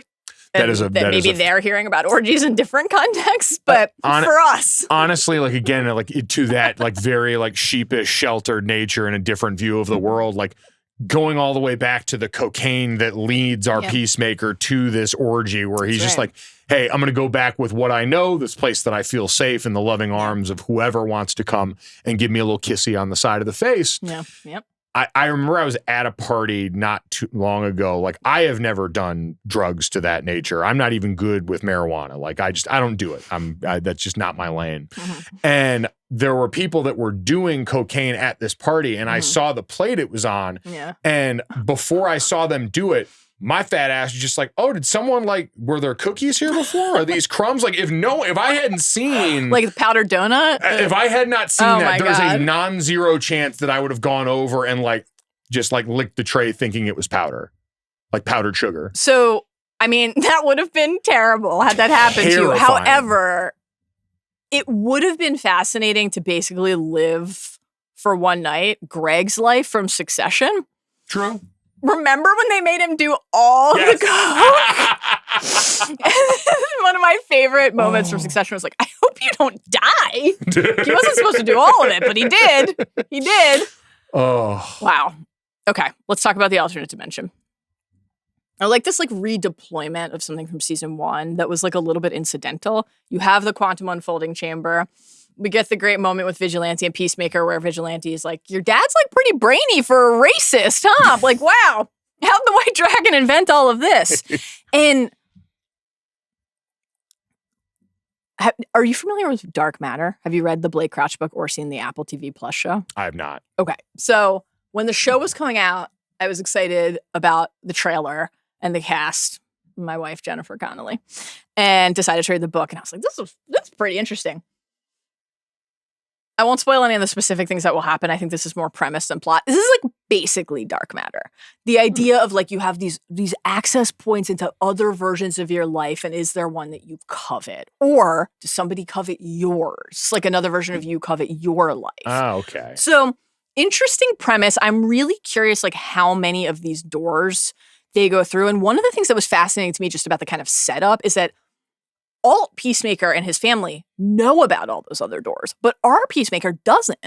Like the fact that they had that exchange when they were hanging out about the imp and did he jizz in my Cheerios? And it's like, when you were 8 doors down, it's like, so they're just out there exploring the doors to other dimensions. And our Chris Smith walks in his tighty whities and is like, what the fuck is this? Like, obviously he knows to some extent because the alien's coming out. Right, that's what I was going to say. That's but the do part you think that he's like, has he gone through any of those doors? Or is he just like, okay, you can come out, but I've never been tempted to go in? Or did you read it more as just like a version of his life that is this similar to his he had not confronted? Like the fact that when Eagly is banging on the door and kind of calls him over initially, and this is before the 6-month time jump in his return, he sees the rack of helmets. Right. And I thought this was a great production touch where like little tiny things are different, right? It's like the bulbous like accent pods, whatever the fuck those are called on the outside of the helmet, are just like smaller and more contained. And for this Peacemaker, obviously we'll see his dove of peace is right side up instead of upside down. He has a sick jetpack, though that kind of backfired. But Peacemaker walks over and he sees that rack of helmets and he's like, what the fuck? Like, he did not know this was there. Yep. I wondered if it was a volume problem. Yeah, he's just never explored to this depth. Well, and again, the one other thing is because the only other window we're given into what's behind those doors was the alien at first. Yeah. And so my first thought was, okay, not every door leads to a direct, similar reality. Or even just to Peacemaker's vantage point of that reality. Mm-hmm. Like, it's different realities, but it's not all through the lens of him. Like, the idea that this is a closet full of rooms that just lead to Peacemaker's house in that universe, as opposed to that one door is where the alien comes out of. Or, okay, so that's one possibility. Or that alien is Peacemaker. Is Chris Smith. Oh, wow. And like, that's a universe where like everybody looks like that. Like that there's nobody who like, he's humanoid, but he's not walking around with John Cena's face. Like, that's him. Could be. So what's the space cat in that? I hope that's not his version of Eagly there. I mean, that would be hard. That's unthinkable. I can't even contemplate that. Based on what we've seen from season 1 to season 2, where he's already getting a little pissy with him. Maybe, no. I can't even no, I refuse to even acknowledge the possibility. That's so upsetting. Maybe like it's Eagly Prey. Oh, where he's bringing him. Yeah. Okay. Could be. And he's putting it in the incinerator to then bring him like ash to sprinkle on his I actually think rodents. That's probably it. Let's go with that. Which gives me, you're right, that is Chris Smith alien. So that makes sense.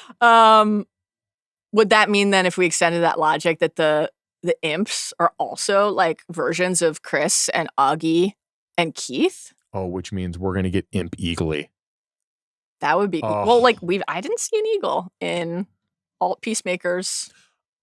Ooh, I didn't see an eagle. He didn't have an eagle with him when he was fighting himself. All right, so alternate Chris Smiths, not always eagly tangent. I mean, in some ways, that would make me really sad. Like, I hope that we eventually see an Eagly everywhere, because Eagly should be everywhere. But on the other hand, there would be something that felt like, oh, that heightened how special this Eagly was and their bond was. So interesting. I'm open-minded about that.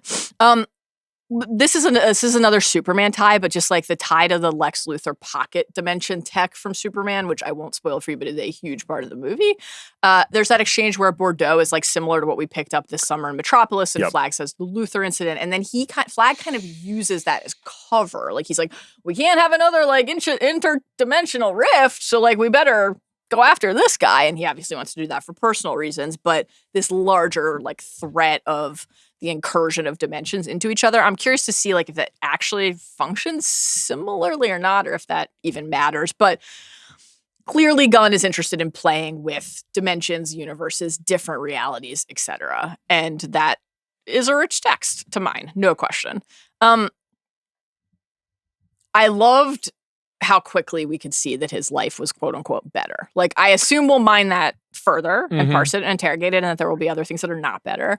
But the second he walks in, you're just like, look at this beautiful home, right? This gorgeous library, these rich woods, fancy bottles of booze, trophies everywhere. And just instantly, you know, there's success here, right? Like, this Peacemaker is achieving something every day that other people are recognizing. That's a thing he covets. Okay. Then his dad in pajamas, shows up in the hallway, and he's like, you look like you've seen a ghost. Now, of course, as you already noted, he had been seeing his father's ghost, but even just the way that he says, like, pal, you okay, pal? It's his tone, it's the language choice. It is immediately, we're there for like 30 seconds. We'll go back later, but initially, that's all the time we need to understand this Auggie's alive. This Augie loves his kid. They have a relationship with each other. We're seeing the top trio clipping. So before we have Keith arrive on the driveway, you're like, wait, who's that going to be? I started to get a little like tingle in my spine. They kept that. That was a surprise to me watching the premiere. Like I had not seen that leaked or spoiled or anything who David Denman was playing. So that was very satisfying and cool. And then, of course, when Chris is in like the depths of his despair after the Justice Gang interview and walking through the orgy, 6 months have passed and he's like, I got to go through again. Actively seeks it out after he initially kind of panics, sees his dad, runs. Yep. Walks through the door again, right out to the driveway. Truck arrives. Who is it? It's his brother. He's alive. That was one going all the way back. Then when we see him in costume in the dance number at the beginning, you're like, oh my God, of course. Like that's who it was going to be. But, and I heard them talking about this on the podcast after the show, like, John Cena's reactions throughout all of that were, I mean, again, to try and put ourselves in a situation that's impossible to comprehend, like really wears that in a way that was incredible. I love that little nugget from Gunn after the episode about how the little earlobe like nuzzle and love you bud was just Robert Patrick like deciding to do that. It's incredible touch. I thought that was great. The look on John Cena's face, on Peacemaker's face, when he realizes that his brother is alive in this alternate dimension. So it's like, it's everything, right? Keith in this world is not dead, which means not only is he not dead, Peacemaker didn't kill him. Like, there's the overall fact of it, he's here, but also that direct tie to that guilt and that shame and that horror, this defining incident in his life.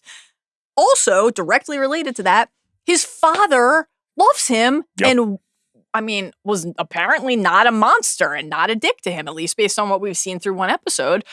We learn from the exchange with Keith and then seeing the photo in the bedroom that he and Harcourt were together. I want to come back to something on Theory Corner front there in a minute. And also that as a superhero, he's not a joke. So all of the things that he's lamenting about his current circumstance, nobody respects me, this person I'm in love with doesn't want to be with me, I'm basically defined by this thing I did when I was a kid that I didn't mean to do, and the like horrors and atrocities inflicted on me by my father. None of those appear to be issues for alt Peacemaker. Now, grass is always greener, seems great. The pull of it is apparent. We don't know what that Peacemaker was missing. Yep. Like, does that Peacemaker have the kinds of friendships with the 11th Street kids that our Peacemaker has? Does he have that bond with Eagly that our Peacemaker has? We don't know the answers to that yet.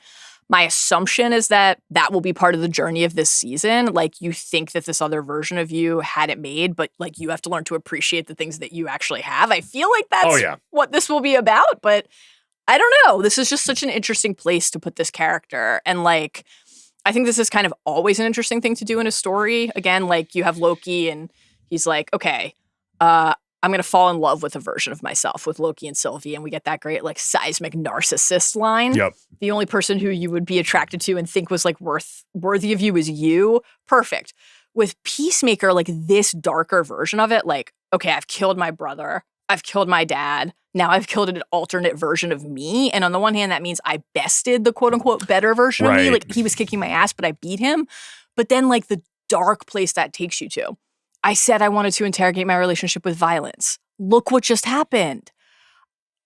You're living a shattered life and thinking every day about how the ruptures in your family anchored you down. Well, you just did that to that family. You didn't mean to, but you did, and that's true. And I have to assume that's something he's going to have to confront. So this is like a really heavy, but I think rich thematic text to parse, and a character who is constantly like, how am I defined by the things I've done, and how could I be at a better place? Like, what a perfect spot to put him in. Yeah, well, and it was so interesting. Like he has to feel cursed by the violence. Like, I cannot run from this. It is so innately a part of me.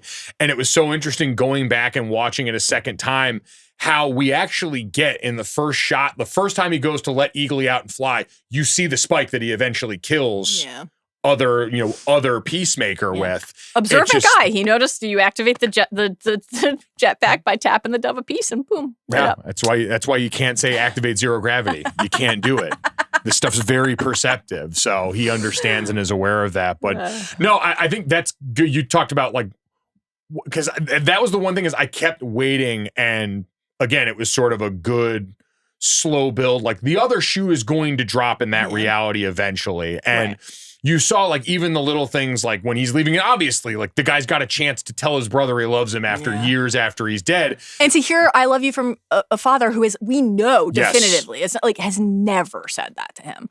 The only thing he's ever, Augie in our reality ever told Chris in our reality was, I never loved you. Your brother, you hated you from the moment you were born, should have thrown you out. Like what would he sits there in a daze on the receiving end of something that he never thought was possible and now he gets to experience. Yep. But on the other side, it's all right. Like I'm fascinated to find out more about what that Peacemaker looks like that just grew up getting hugs. Right. Like what an awesome, nature versus nurture thing in general. But also to your point, like the first thing we see is they are decorated, they are adulated, they are loved by this public in a way that gives him that validation that he's been looking for. But what can also be the effect of that hero worship? Like, again, clearly dealing with a broken marriage on that side. He has a bust of his own head in his bedroom. Maybe a little bit of an ego on that Peacemaker. Exactly. Like, again, to your point, like those little relationships, the lack of an Eagly is incredibly noteworthy in that regard. Like, is this someone who can go out here and see, who wouldn't be like, if that Peacemaker is in the room with everyone in season 1 after Myrn goes down and they say, who's going to lead this? He'd be There's like, no question. Me. It's me. It has to be me. He would never give the deference to someone else and recognize that they are capable, maybe outside of this trio. But to me, that'll be the interesting part is, all right, what's the effect of that fame monster that he's always wanted on the other side that's lurking? Yeah, like when you get to see what it looks like to have received the validation you crave, are you actually better as a result of that? Now, to have the love of your brother and your father is a meaningful thing. To have been with Harcourt, so he lost that, but to have been with her is a thing we know he would take seriously and would prize. But like, does the fact that they have a beautiful mansion actually mean he's content in his life? Like, we don't know. We'll find out. And I like the idea that like our Chris Smith could, the journey he could be on is that like he doesn't actually need, I mean, it would be great if people took seriously like the things that he sacrificed on their behalf, but that he doesn't need a bunch of strangers to tell him he's worth it. It's vigilante. It's Economos. It's Adebayo. It's Harcourt. Like, it's the people around him. It's this found family. That's I think like that would be just a very Guardians-like place for this to go. And, I think that would be really cool to see. And like, it doesn't necessarily have to be one or the other, right? Maybe whatever happened over there will teach him something about being with Harcourt that he can apply. But I don't know. It's like, okay, you don't like your dad's house. You didn't like your trailer. There were expired olives in the fridge because you were in prison. It doesn't seem like any of that is a thing for this other guy. But like, does he have a group of people who have a nickname they landed on because they like the same song? Like, did anything that authentic happen to him? We have no idea. No. So I can't wait to find out. Truly. No, it's going to be amazing.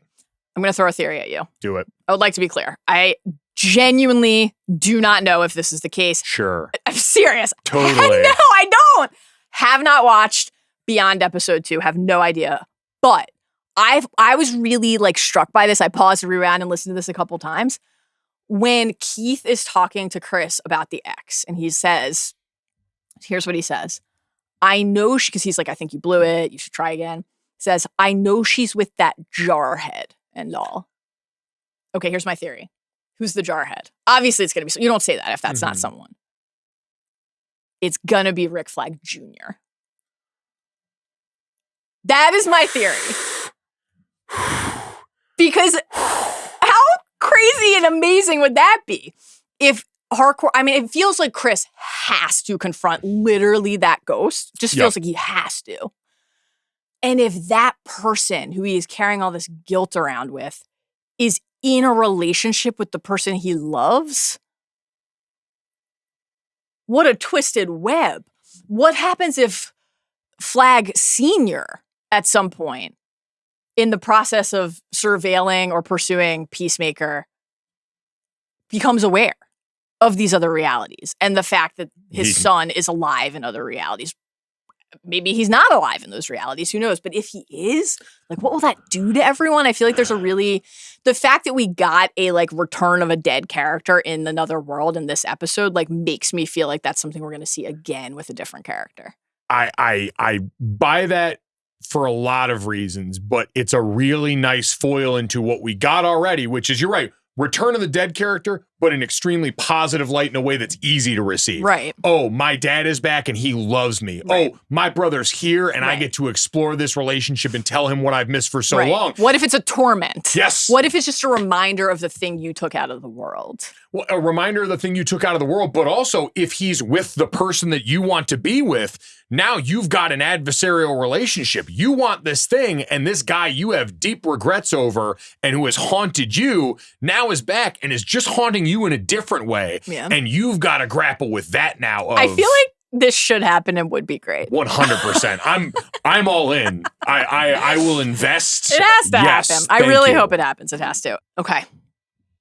We are now going to hear from James Gunn about the temptation of alternate dimensions, orgies, eagles, and DC hero insults.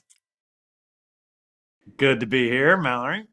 So, James, one of my favorite things about multiversal storytelling is the opportunity that it affords to have characters confront other versions of themselves. Yeah. Plot-wise, obviously, this is a treasure trove, but what were you most interested in teasing out thematically by presenting alternate versions of a life not lived? And why did Peacemaker feel like such a rich character through whom to explore those questions? Well, I think that we're reaching a point in Christopher Smith's life where he really has been humbled and is facing these demons within himself. And I think that one of the things he has to face is almost, they aren't the literal demons, but they're the literal faces of his demons, which is, the life that didn't exist, that the things that he lost. What are the roots of this trauma that have ruled over all of his choices in life, and this strange, disturbing pretzel logic way that he's become Peacemaker because of the loss of his brother, because of the loss of the one person that truly loved him and the one person he truly loved. And now facing what would life be if that wasn't the case. And along with, having a father who gives him love, who is the opposite of who his father was in this universe. Yeah.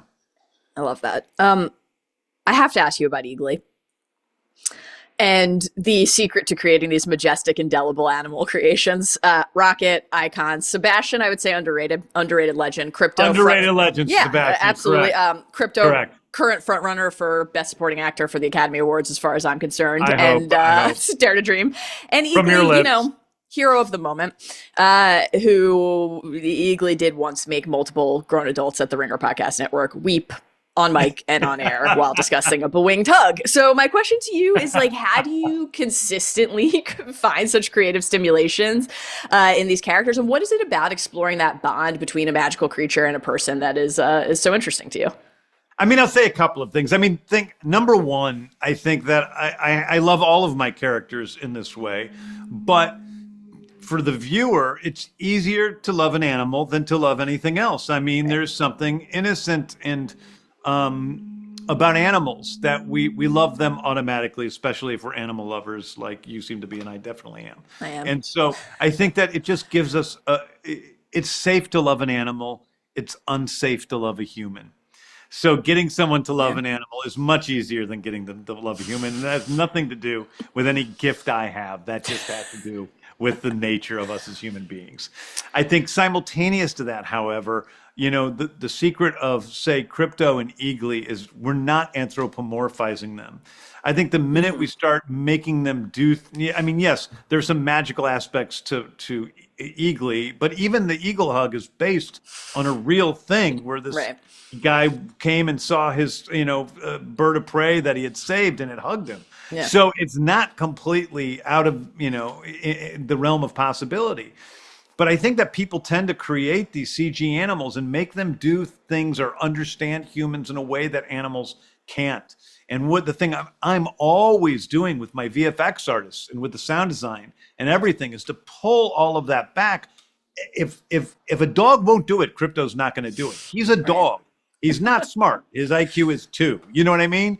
He is just 100% my dog Ozu. There's nothing about him that's special other than the fact that he can fly and tear up an airplane in his mouth. So I think it's really about just keeping, for those two characters in particular, keeping them as real as possible. He's special to me. You mentioned loving humans, and so I would like to now transition in a way that perhaps can only happen in a Peacemaker interview from asking you about an eagle to asking you about an orgy.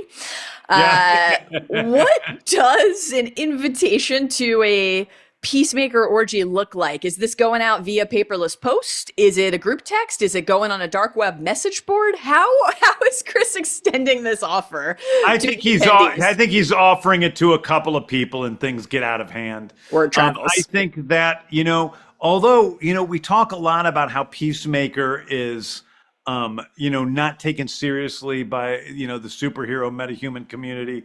I think the truth is he is like famous in a sort of local band member way, where he does have all these hangers on, and that's who those people are. They're all part of this sort of hedonistic community within the city of Evergreen. Incredible. And yeah, You mentioned the other heroes. I have one more moment here with you. So my last question, I think, has to be, as we shift from the DCU to the DCU and just to ever so slightly recontextualize the canon between seasons 1 and 2. Yeah. Which of the instantly fabled character assassinations that Peacemaker issued against other more famous and consequential heroes still hold in the new canon? What is still true? Batman's a pussy, Superman has a poop fetish, Aquaman fucks fish. What's still true in season 2? Well, okay. Now, first of all, none of those things are true. True to Peacemaker, true to the spirit, true in the spirit of the show. Aquaman, no. Yeah. Superman, yes. Okay. Batman, yes. I think those are things that he actually thinks about Batman and Superman. Great. I think we're all prepared for season 2 now. Thank you. Thank you, Mallory. Okay, we did it. Anything else? Anything else about this premiere? Anything that you have on your mind when you're thinking about where the rest of the season is going to go? No, I think now I'm just really excited to see, because in addition to that call, which I think is a prediction that I think absolutely happens, it's a theory I buy into, I am also really invested in Alien Chris Smith and thus Alien Eagly, because I do think these are the droppings that he has brought back to him that were being burned out there in the quantum realm. So that to me now is the payoff that I believe we're going to get. Great. But yeah, that one stucks out. That'll be what I take away from our first interaction together. We'll have to reunite. We will. If that happens, if we learn definitively that sweet little space cat was in some way connected to Eagly's meal plan, we'll have to talk about it. It's a must.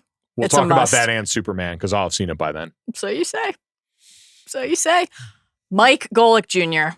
What an absolute joy and thrill this was. Genuinely had a blast. I had a ton of fun. 10 out of 10 would absolutely drive across LA on a Friday afternoon to do this again without fail. Tell the people once more where they can find you. Yes. Monday through Friday, FanDuel Sports Network, 3 to 5 Eastern, Golic and Golic. As you kindly mentioned off top, the Echoes podcast with Jessica Smetana every Tuesday during the rest of this year, covering all manner of Notre Dame athletics, football heavy in the fall. And I will be a part of TNT's coverage of the Big 12 that you can check out all year.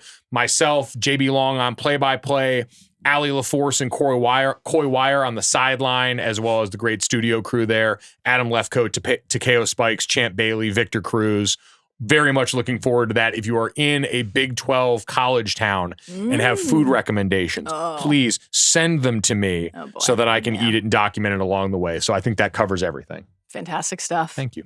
Thank you for joining us today. Thank you for James Gunn for joining us virtually today for a few minutes. And thank you, of course, to our wonderful crew, our 11th Street kids, Carlos Chiriboga and John Richter for producing this episode, Arjuna Ramgopowell for his additional production supervision, and all three of them for being here late on a Friday, and to Jomi Adeniran for his work on the social.